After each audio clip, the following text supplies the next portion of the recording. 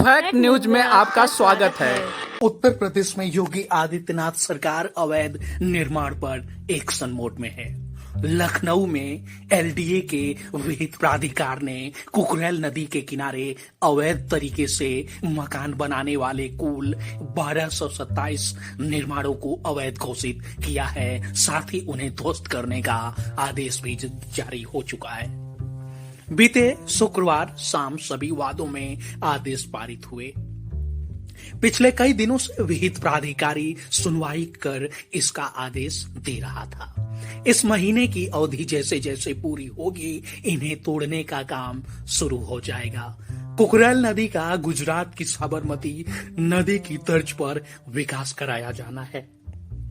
इसके चलते नदी की जमीन पर जो अवैध तरीके से कब्जे कराए गए हैं और जहां पर मकान बना लिए गए हैं, अब उन्हें ध्वस्त किया जाएगा। एलडीए ने सभी 1241 लोगों को इस संदर्भ में नोटिस जारी किया था। इसमें से 1227 लोगों के मकान गिराने के आदेश जारी किए जा चुके हैं। 14 अवैध निर्माण ऐसे मिले हैं जो बंधे और नदी के बीच स्थित नहीं हैं, इसलिए इनके ध्वस्तीकरण का आदेश फिलहाल जारी नहीं किया गया है। एलडीए के विहित प्राधिकारी डीके सिंह और श्रद्धा चौधरी ने सभी अवैध निर्माणों को ध्वस्त करने का आदेश दिया। अकबर नगर द्वितीय में एलडीए को 46 व्यावसायिक 314 आवासीय निर्माण मिले थे। ये सभी नदी बंधे के बीच बनाए गए हैं। इस तरह कुल 360 निर्माण यहां पर अवैध पाए गए। इन सभी को भी गिराने का आदेश जारी किया गया है। मालूम हो कि कुकरेल नदी के किनारे अवैध तरीके से मकान ये जो बनाए गए हैं। वहीं अकबर नगर प्रथम में एलडीए को 55 व्यावसायिक और 754 आवासीय निर्माण मिले थे। ये सभी बंधे और नदी के बीच ही स्थित हैं। इन सभी 809 निर्माणों को गिराने का आदेश बीते शुक्रवार शाम को जारी किया गया। 1 महीने बाद एलडीए की ओर से इन पर बुलडोजर चला दिया जाएगा। एलडीए को भीखमपुर में 72 अवैध निर्माण मिले।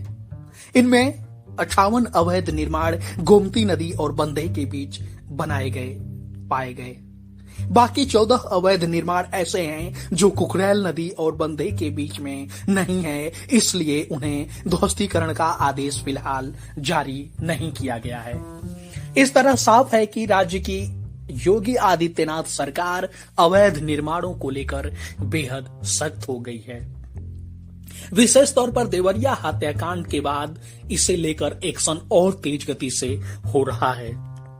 मालूम हो कि यूपी के देवरिया जिले में जमीन विवाद को लेकर 6 लोगों की हत्या कर दी गई थी। इसे लेकर शासन प्रशासन पर गंभीर सवाल खड़े हुए थे कि आखिर जमीन विवाद जब पुलिस के संज्ञान में और राजस्व विभाग के संज्ञान में पहले से पहुंच गया था, तो यह बात इतनी आगे कैसे बढ़ गई कि लाशें बिछ गई।